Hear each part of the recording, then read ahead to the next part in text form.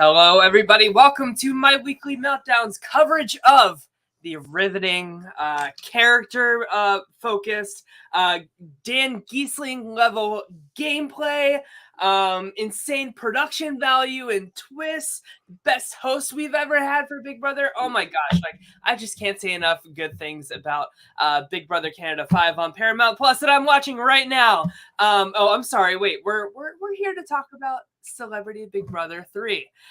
So instead, we get a 2-hour show with a Jerry O'Connell interview, which was the highlight of the night for sure. But so we have a lot of interesting stuff to get into tonight.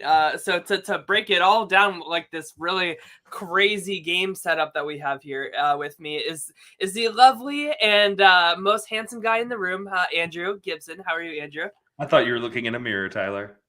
No, I have a little bit more hair than you, but I'm not far behind at all. Trust me. See, but we have differing opinions on the season. I'm actually still enjoying the season as a whole compared to, and again, you can't compare Celebrity Big Brother to Big Brother. Sure. And compared to past seasons of Celebrity Big Brother, including Big Brother All-Stars, I think that it's a much better game. Yeah, and maybe are we like hearing like Tyler's like therapy session or something? I feel like maybe that's where I'm going wrong with how I am looking at Celebrity Big Brother in particular. Is like I'm comparing it to like actual seasons of Big Brother where people care about the game. People want to play. People understand the game. And the only likable person in the house is the one that doesn't understand the game. It's just it's a lot. But since you brought that up, I do want to like talk about this with you because we have like differing opinions and everything. So I watched last week's show on Monday, my weekly meltdown. I was in the chat. You guys did a wonderful job covering, but I feel like you gave this season. I know, right? Like I feel like a month has passed since then. But Andrew, the big highlight of that night was you were really defending the season as a whole and saying that you're enjoying it so far. And I definitely feel that you are in the minority of opinion here. I am. Of course. So this is not an unusual seat for you to be in. But I need you to explain it to me, Andrew. Yeah. Again, I'm not comparing it to Big Brother, right? And you say people that know the game and people understand the game, take Big Brother 23 out of it, and I still think there are more people in this house that understand the game than Mitchie's season, right? We even agreed early that this was a great start to the season, and the season started very, very good and very, very strong. And I don't think that's changed. I just think we don't like who's winning and controlling, right? It's not the narrative of is it a bad season, because the gameplay's there. The eviction of Shayna was that was a huge move, and that was a huge play, and that was gameplay being done by Todrick. Love him or hate him, agree with what he said or not. I don't agree with what he said, but he's playing the hell out of a second place game, right? And he deserves that second place from the not winning standpoint to the getting the second place standpoint. He deserves all of that. But as far as having a Big Brother reality TV when there is none other going on except Joe Millionaire, love him or hate him, or richer or poorer, I'm sorry. And to have that and to still have this level of gameplay, whether it be on the real season of Big Brother or not, is still entertaining to watch. And it goes back to, again, season 1 and season 2. I feel that substantially this cast has played more. There's been more drama. There's been more moves. And we've even seen a little back and forth, a la maybe a cookout-ish, where Todrick and Misha have not always been in power, but have always gotten their way. Yeah. Andrew, I totally agree with those points, and I'm glad that you are validating that like Todrick is not playing a winning game. Like he's playing an impressive game, but he is not sealing the deal with these jury members and just all of this stuff on the way out. It just gets like worse and worse and worse like every round that they play this game. But I think that you have a point here. I think like we can separate the artistry from the artist, if you will, and recognize that they're playing a good game. Because to me, like Todrick is like almost like a combination of Frankie Grande and Paul from Big Brother 19 into like one player, and that is a very unlikable player. But those with a two sprinkle players. of Russell. Yes, exactly. But all three of those players are very capable people of uh, knowing where all the chess pieces are, maneuvering them throughout the whole game, but just like not sticking the landing at the end. And that's where I see this headed. And I think that, and honestly, I think that Misha and Todrick's only chances of winning are next to one another. So it's in their best interest just to stay loyal to each other to the end. But at this point, like I think that Misha is the winner. I think that it's pretty clearly headed in that direction unless like some big shakeup happens. But I think the biggest shakeup that could have happened just left tonight here with Carson. So it's I don't know. I just it's just falling a little flat for me. And I get your points, Andrew. It's just not fun when it's like getting to like a nasty personal level. And I feel like Big Brother US just like is constantly getting in this rut of like just like unlikable people doing like ugly things and not being like having like a modicum of self-awareness to understand like how they're being portrayed on the outside world. Like even tonight, like when Todrick was like talking about like what he missed from home before his family or anything, he's like, I miss all my dancers from my tour, go see my tour. Like it all feels very like Instagram like promoted or something. And it's just like ugh. But yeah, I get what you're saying, Andrew. I totally do. And to go back to that, and again, you have to remember what we're watching, right? Yeah. We are watching Celebrity Big Brother, and I feel like a lot of these people do this for self-promotion. These are C-list, D-list, or has-beens that are trying to get back somewhere or to make a little bit of some side money. And that's evident in there, but they still gave us C-listers and D-listers and has-beens that do know the game to some extent. I mean, Chris Kirkpatrick was a great example of that. Todrick Hall is a great example of that. In all these different scenarios. And I think another part of it for me, Tyler, is since probably BB, I love BB in any format and fashion. And what I love about BB is you don't have to watch the live feeds. You don't have to watch the show to still follow the game. It's a live game that plays out just like a sporting event would. You can check up on your phone and do that. And to be fair, I've probably missed a whole lot of these offensive moments, right? I haven't been feed watching. I haven't been feed following. I've been a Joker's updates kind of guy. And Sure. this is the first, I've missed maybe one episode and caught up on it the next day. So, I mean, I wouldn't even call myself a feed watcher this season. I'd call myself a show watcher, an episode watcher. And we're not seeing as much of that nasty side of Todrick on these episode recaps and these episode things as we are. Yeah.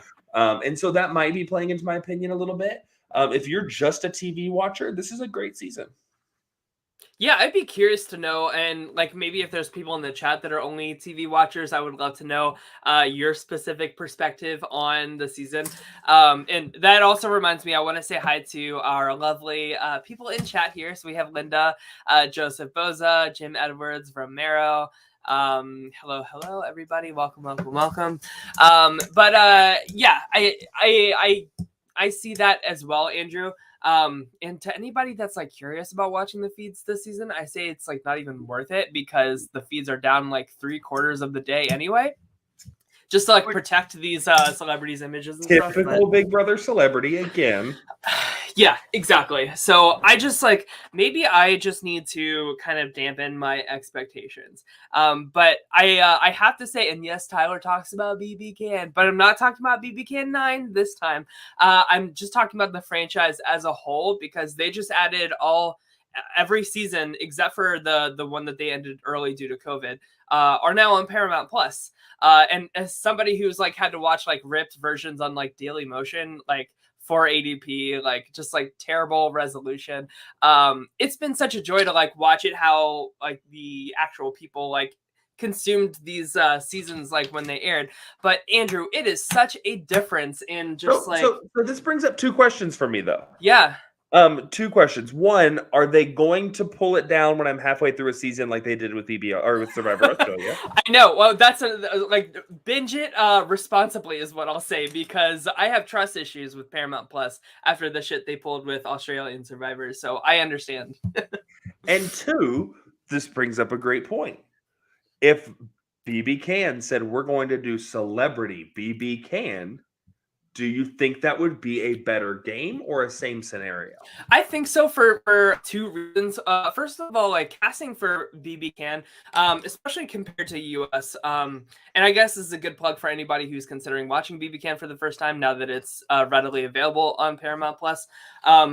They just, Andrew, they just do such a great job with casting people who are so hungry to play the game and not like for their 15 minutes of fame, which I think like really plagues Big Brother US. And like even with like this new casting director for Big Brother 23, I still felt like a majority of the house guests were really like hungry for that fame, a la staying at Todrick's house for like a month or two after the show ended, trying to really soak up that 15 minutes of fame where like these Canadian house guests are so like original characters, like they are all hungry to play, and the audience that they're playing to is like maybe like 25% of Big Brother US or something like that. Like the ratings are not that good for it in terms of just like raw viewership. And also the cash prize is like maybe like 20% of what they get in the US as well. So like there is no reason for these people to go so hard except for just the love of the game. And that's honestly what I feel like we've been missing from Big Brother US for like so long. And you bring up an interesting point there. I mean, I would say we had that level of play seasons 2 through 7, right? Yeah. And so I think there's a point in time when production stops worrying about the gameplay and starts worrying about the money, because I mean it all speaks that way, right? And so you have this BB Can and you have this small but loyal audience that this is what they've appreciated, but then you have this Big Brother US season that we don't have this small loyal just super fan based audience watching the show. We have millions and millions of people that are watching for just the drama and that same power hungry stuff that you're going. So I see what you're saying as far as a casting standpoint, but in my opinion, still the casting team's just doing their job. They're casting what is making the most money. They don't care about the small percentage of us that's looking for gameplay, because not everybody's looking for that. Some people look on it just to look at a hot person every single week, right? And I think that audience base is bigger in the US, and I would say a majority of them are probably care less about gameplay and more about just drama and that kind of stuff. When you look to BB Can, we don't see these more or Canada in general. From what I've seen, we don't see as much of this trashy kind of television original programming that we see over here. So I don't know if that's so much the game and the casting as it just is the market that they're in. I will counter that argument, Andrew. I'm speaking in debate team terms for you. But I want to counter that with like I feel like there hasn't been like any drama in like serious drama except for like Kylan's eviction when he like got up in Xavier's face, right? That was like literally like 30 seconds of like a whole season that was pretty drama free, right? And that was like one of the best seasons that we've had recently, like where I feel like the end and that drama was taken to an ugly place as well, where like I feel like in BB Can, like they are so like the drama is there and it's all about the game. And I don't want to spoil if you are gonna watch a season, but like the BB Can 5 double eviction I just watched before this shit came on for 2 hours, which did it really need to be 2 hours again? It's just it was all game, and it was all like so like just like delicious drama. And two things on that. My counter to your counter, my rebuttal, dare I say? Yeah. I disagree. I think the drama was been in 23. It's just not to the elaboration that we saw. Frenchie's HOH, that was drama. Derek F, the entire season was drama. I think you hit it on the nail with your entire words right there, is you're looking for game-based drama and not social interaction type drama and real world opinion of drama. But that brings me back to the majority of US wants that oh my God, I can tweet about the fact that DF and Aja are fighting because of this or that, and so again, the drama was there. It wasn't who wants cake drama, but the drama and the controversy still existed. And I think that's kind of where BBUS has been going, and I think you see that with Todrick. Is I would say they're pushing more towards controversy than they are drama. And again, right now, America is eating the shit out of controversy. So I'm not saying I agree with these decisions by any mean. I'm a gameplay guy, but I just think that that's what America is wanting, and that's what America is getting, and that's why we've started, as we just said, this is probably the first season that's been decent since Big Brother, 17, 18? Yeah. And yet they're still getting renewed every year. So they're obviously doing something right. Yeah, that is very true. Like I guess like I wonder, like I would love to know like just how cheap of a production it is to make this show, because that's kind of like where I always wonder like how this stays on for so long. But so I don't know, but we could go on and on about this because I'm very passionate about how I feel. But I just feel, Andrew, like production has a responsibility here because like we are still like, think about like reality television as a genre and then like competitive reality television as like a sub genre of that. We are still like, even though we're like 24 seasons into this shit or whatever, we are still like in its infancy in terms of like what this genre can be, like where it can go. Like I feel like we are only like, we are like the trailblazers, like the beginnings of like something that could be in the history books for like a very long time. You know what I mean?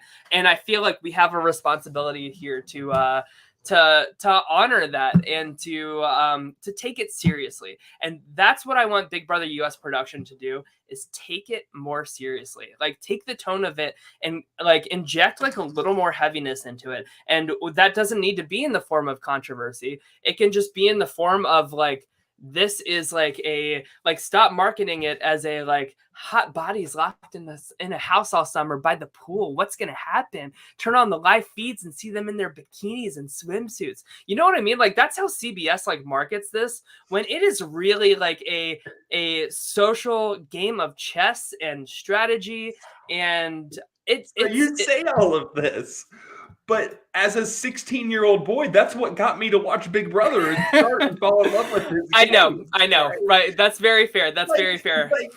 I agree with what you're saying, and I see what you're saying, but that's what made me fall in love with the strategy and the socialism. I was like, I get to see a hot girl in a bikini all summer, right? Like, I remember wanting to stare at Janelle and Danielle Donato and Diane from season 4, right? Like that's what hooked me in, was these attractive women. And I remember for forever, the attractive women went home second. Like Tanya, what was that? BB3?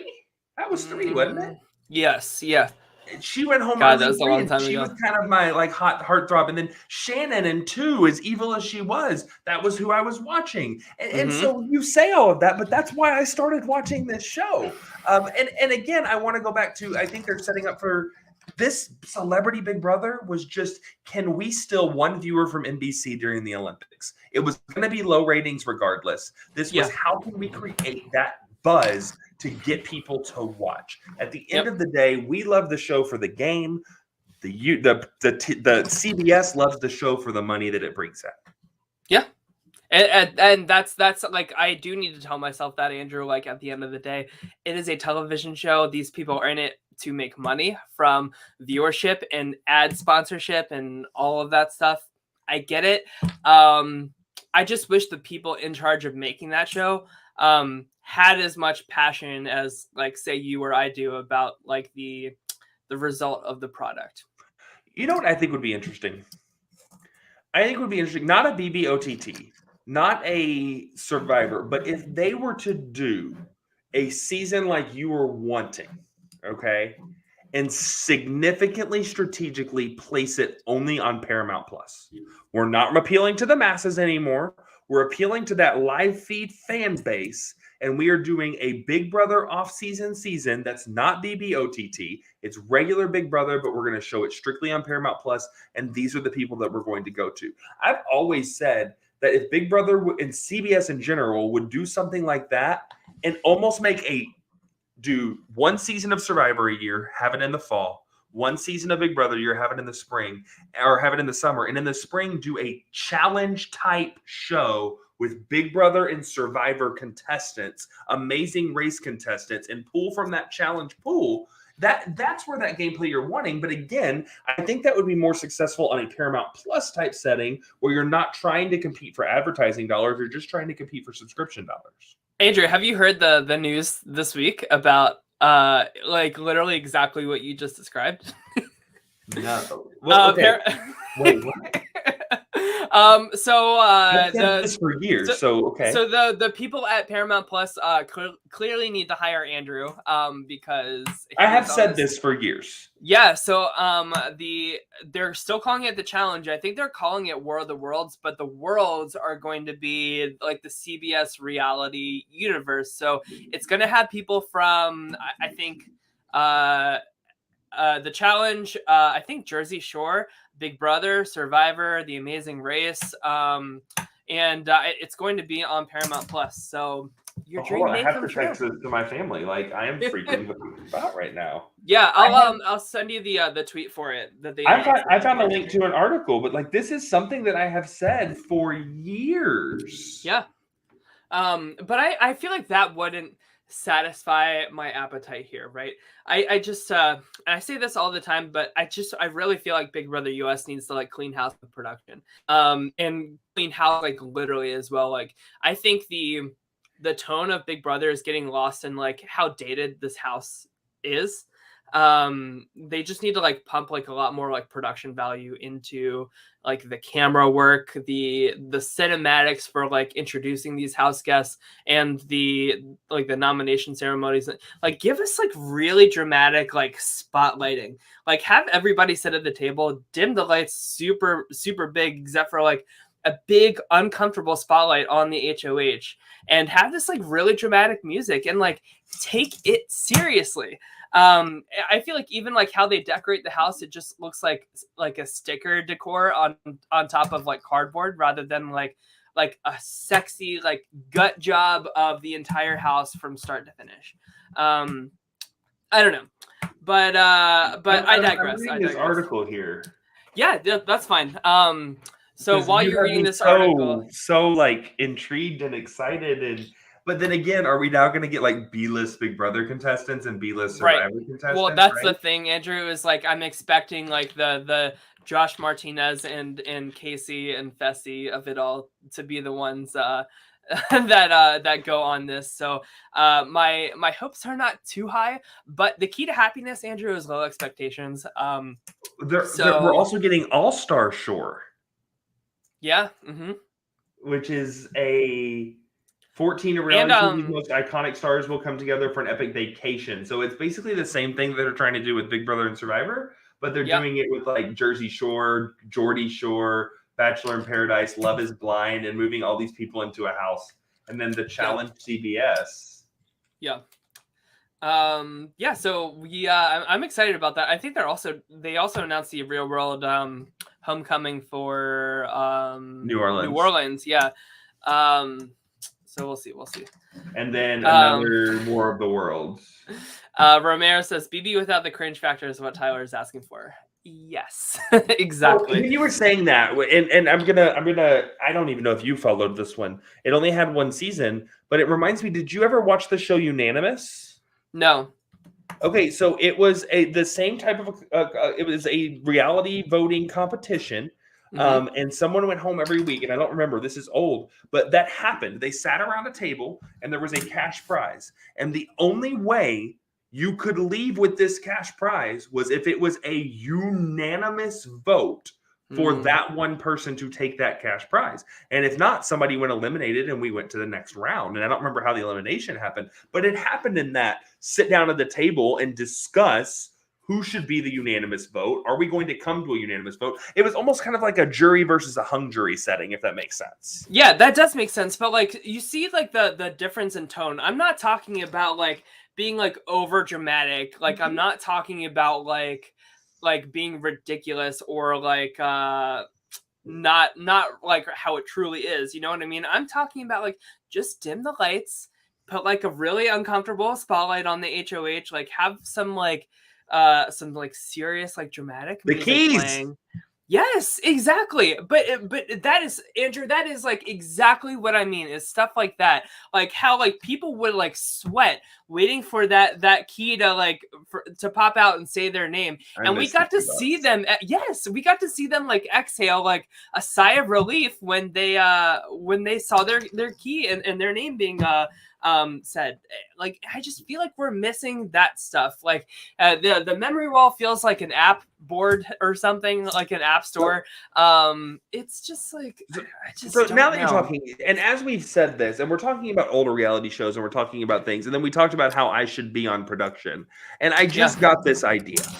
Sure. This is Big like Brother our think tank for Big Brother. Do what? I said this is our like think tank for Big Brother. I love it. No, Big Brother 24.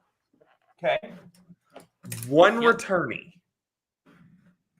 Nicole Franzel. Okay. And Nicole Franzel wins the season. But it was the Joe Schmo show, and it was all staged and faked from the very beginning, and everything that she did was not real. I don't know. I don't know how I would feel about that, especially with it being Nicole Franzel of all people. Joe Schmo was so good. We can workshop that idea a little bit. Did you watch Joe Schmo? Did you ever watch that one? But I was like, sorry, Andrew, but I was a little too young at the time to really sink my teeth into something like that. But I would love to see it. I've seen like the reveal of it, like when they reveal that he's just this like regular guy, which is pretty funny. It is so meta. You're thinking of the different. That's not the same show. What show am I thinking of then? You're thinking of like Joe Millionaire. Yes. What is Joe Schmo? Joe Schmo, I've got to send you a link to this. It was the Joe Schmo show. There was 2 seasons. One was a dating competition, and the other was a like voting based competition, almost Survivor-esque. But there was one contestant and 11 actors. And the entire thing was a stage storyline. Where this guy I've seen that. He is competing for $1 million, and it's really just a movie. I've seen that, Andrew. Like, I think at the finale they say like some of you are actors. Like, step forward or raise your hand or whatever. And like one by one, every one of them raises their hand, right? Yeah, and like there's some of the most ridiculous drama, and every part of it is staged, planned, scripted. It's in that season, Helen was pushed for real, but it was on purpose. Yeah. I could get behind something like that as long as it's not replacing Big Brother by any means. You know what I mean? I think it would be Ratzell would get what she deserves. So all you people that are getting me in the chat, this is not a good thing for her, right? And like she wins the $5,750,000, and they turn around and say you have to give it to Cody's charity of his choice. I love it. Yes. I could see that. I feel like any kind of like reality TV show that's like it's very like meta driven, if that makes any sense, like a show like that, right? I think anything that kind of I feel like shows like that spark critical thinking about reality TV production and like what reality TV does to people and all of that stuff. But like like everybody's in on this joke against this guy where they're watching him just like totally like get snowed from start to finish. Did you see so did you watch Unreal when it was on TV? Yes, and I thought that was a very, very, very good show. It was an amazing show. The last season was kind of blah, but the first season was incredible. And the first 2. And again, it kind of gives you that. And they just did it again with that dancing type show a little bit, and that didn't do very well, but I enjoyed it. The Big Leap, I think is what that one was called.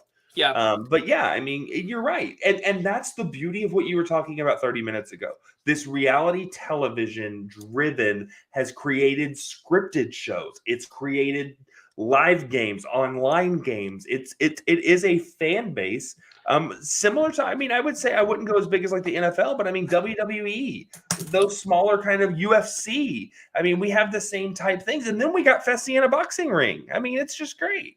And not only that, Andrew, but like when the shows have like reached legacy enough to do something like Survivor 40, like the all winter season, right? Like as somebody who like as a kid grew up watching like Amber and Boston Rob and All Stars like falling in love, and then seeing them like all these years later, like coming back to the island once more, being on the edge of extinction together, having their kids come, and like just seeing like all these wrinkles on Amber's face, saying like I'm so happy I got to come out here and experience this again, and like Survivor has like changed my life. Like tell me what other like type of show has that type of legacy that you can, I don't know, it just like it gives me goosebumps thinking about how like we can like grow up with these characters and like still check in with them and see like how we've kind of grown up with them, and all because of like the love of the show and the community that the show has built. I mean, it's a It's a very comparison powerful thing. It's a comparison of even like right now, a lot of people are really upset because Tom Brady just retired from the NFL, one of the greatest Yeah. of all time, right? Yeah. And he'll pop back up in some ways, just like Sandra Diaz-Twine is retired 17 times and then shows up in Survivor Switzerland in 6 years, right? Yeah. It's the same feeling for those people that it is for us. Yeah. And you're absolutely right. It's those moments, and that's why I love returnee seasons. I do. I used to always say that I love the all-star seasons the most. 22 kind of screwed that for me. I like the repeat seasons. I mean, I would love if they every year did a fans versus favorite. I think those are some of my favorite type, where it's split down the middle, half and half. These people that love the game and know these people playing against their idols that are just wanting that second chance. And that's what's so beautiful about it. Absolutely, and it always comes down to like, can they rewrite history, or like what's interesting is like a lot of these times when people return, like their story comes very full circle, and they have like a very similar, like almost spooky similar fate to like their first time around. So it's all very cool. I think that's easier in a Survivor game just because the versus setting doesn't work in Big Brother. We never have that team tribe versus each other, right? And so the versus setting doesn't work as well in Big Brother as it does Survivor. And that's why people have been like, why don't they carry that over? I don't know that it would work. I don't know. I could, I mean, like Cody made it like very far playing a very similar type of game in Big Brother All Stars. Danny overplays and shoots herself in the foot once again. Right. Janelle and Kaser team up once again, are just like huge targets because I'm not saying from that aspect. I'm saying from a format aspect. When you have fans versus favorite, you have two tribes, a fan tribe and a favorites tribe. It's hard to set that up in Big Brother. Right. That is true. Yeah, because it's very, it's not like teams or I mean, I guess technically they could do teams, but that would be very boring.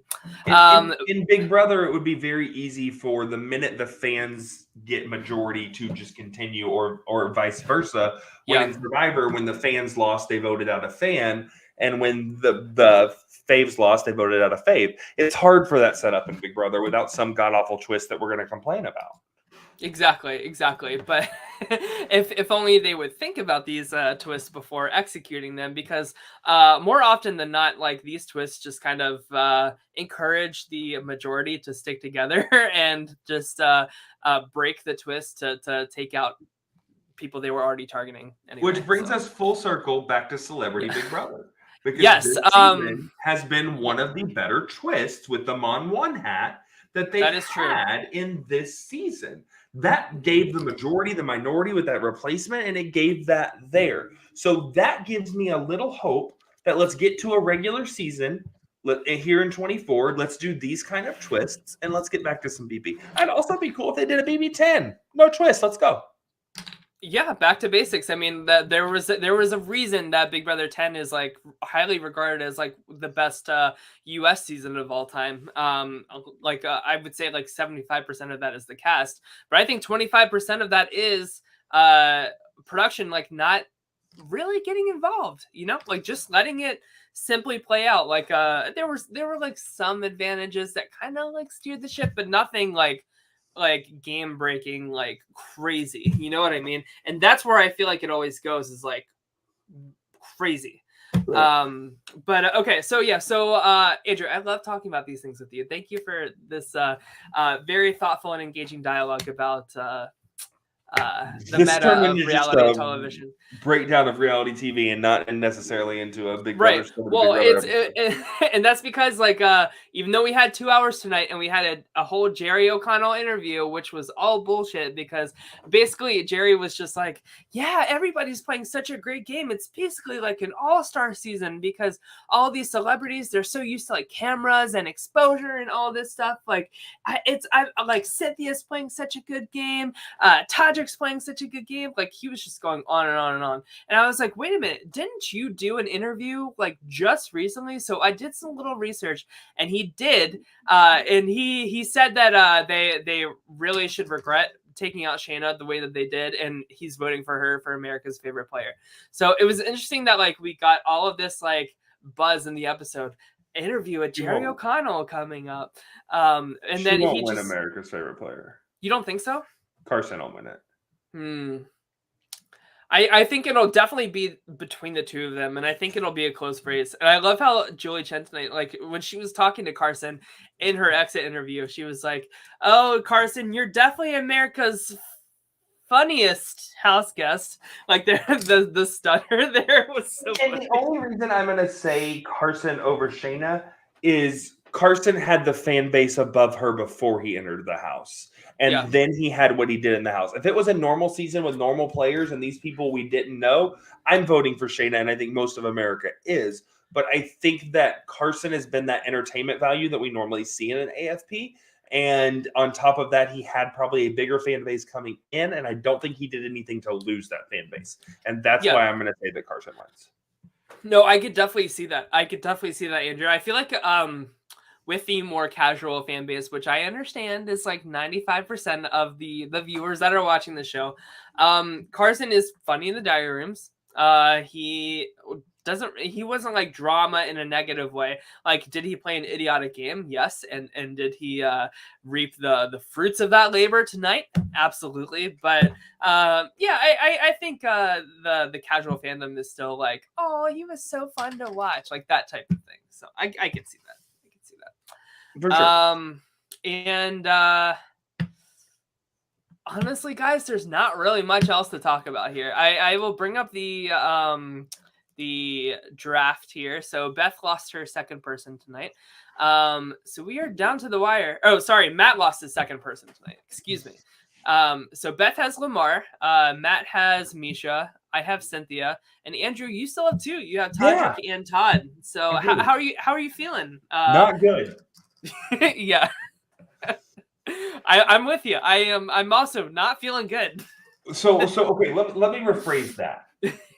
I would feel better if we had like a point-based system, right? Where like it wasn't necessarily who was the winner and who picked the winner, but like first was 1 point, second was 2 points, and whoever had the lowest score at the end. Because I think I have second and third on my team. Yeah, I would agree with that. And I will say I'm impressed with Todd as a whole this week, like winning this comp and kind of flexing the power a little bit here. He kind of like raised some stock for me, but I think like the clear winner is definitely still Misha. Now I will say, yeah, if Todd can somehow get to the end with Lamar, I think he's got a shot. That would be tough. That's a really tough final too. I feel like I could see that going either way. I feel like maybe Lamar would have. Oh wait, did you say Todd and Todrick or Todd and Lamar? Todd and Lamar. Todd and Lamar. I feel like Lamar would have more of the sympathy vote, which I think would Todd and Todrick. Todd and Todrick. I think Todd wins. That's what I'm saying. I mean, Todd, I think if they can get Misha out, Todd would kind of be my front runner. Yeah, I could see it. I could see, and Allison called it first. That was one of her three. So, I mean, if Todd Bridges is the winner of Celebrity Big Brother 3, it's not the worst thing in the world. Not the worst thing on the board is what I'll say. That if Misha wins, the person with colored hair will be picked in our draft first every time from now on. I support that as well. Yes. And okay, so that's our draft. So we don't know who the head of household is, so stay tuned for that. Of course, Todd cannot compete, so it's between Lamar, Misha, Cynthia, and Todrick. How good would Lamar winning HOH right now be? That would be excellent, Andrew, because like nobody would know what to do. The plan would change a million times. Lamar himself wouldn't know how many people to And the nominate or what nomination happened. ceremony. Yeah. I'm gonna nominate Teddy And Julie's like, go with your heart. and Chris Kirkpatrick. Oh, I can't do them. Hold on. Okay, that fingernail's telling me that I gotta nominate Cynthia. See, my hangnail is like pointing towards it's like the hangnail of God, right? And Julie Chen's like, yes. I truly don't think he was. I think there was more there. I think there was a true thought process going on in his head during that situation. I don't think this was a who do I vote. I think there was something deeper going on at that point in time because I think that he felt a lot of guilt. Exactly, Andrew. Like Lamar has been like very refreshing to me in terms of like who I thought this character was going to be coming into the house compared to what we've actually gotten. I mean, we got a really sweet segment tonight about him opening up about like his mom dying of cancer and his son dying. He's lived like he's seen some shit in his life, and I feel like he's almost like a big like teddy bear, like, and I just want to like give him a hug because and I think that we saw that when he was biting his fingernails in the diary room. I think that he just felt so. I think that he understood like what was going on with like the bullying of Shayna and stuff like that, and I feel like he didn't enjoy like being a part of that by voting her out, but it's a game. I think we have to talk about Adrian's comment here at 9:53. Let me see. 9:53. Scrolling way back. No, it's like only 5 up for me. Oh, we're in different time zones, right? Oh, yeah, we are. 10:53. This one? The next one. That one. Yeah. So Adrian says, can I just say all of the black people in this cast have made it to Final 5 again this year? Yes. And here's the thing. Like, I want to reiterate that I think this is not Cookout 2.0. No. I don't think the Cookout is something that needs to be worried about if you are not a person of color moving forward in the Big Brother game. I just think this is the result of casting being more like evenly like diverse, like down the middle.